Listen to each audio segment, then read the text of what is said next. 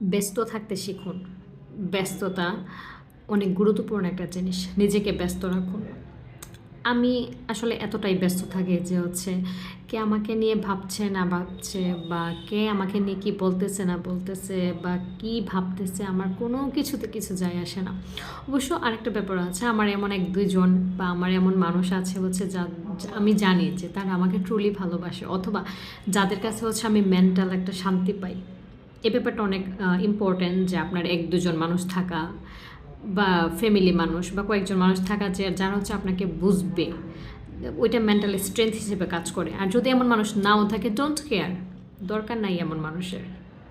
নিজেকে নিজেই বুঝুন, কাজ করুন। কাজ করলে দেখবেন যে হচ্ছে এইসব কিছুই মাথায় আসবে না, অ্যান্ড আপনি লাইফে অনেক আগে যেতে পারবেন। শুধু শুধু সময় নষ্ট করবেন না, কাজ করুন, ব্যস্ত থাকুন, নিজেকে সময় দিয়ে নিজের যত্ন নিন, নিজের ইচ্ছা মতো ঘুরুন ফিরুন, কিনুন, খাওয়া দাওয়া করুন, যা ইচ্ছা করুন, বাট ব্যস্ত থাকুন। তাহলে আর কে কী করছে না করছে, ডোন্ট কেয়ার। সুস্থ থাকবেন, সুন্দর থাকবেন, অনেক ভালো থাকবেন দেখবেন।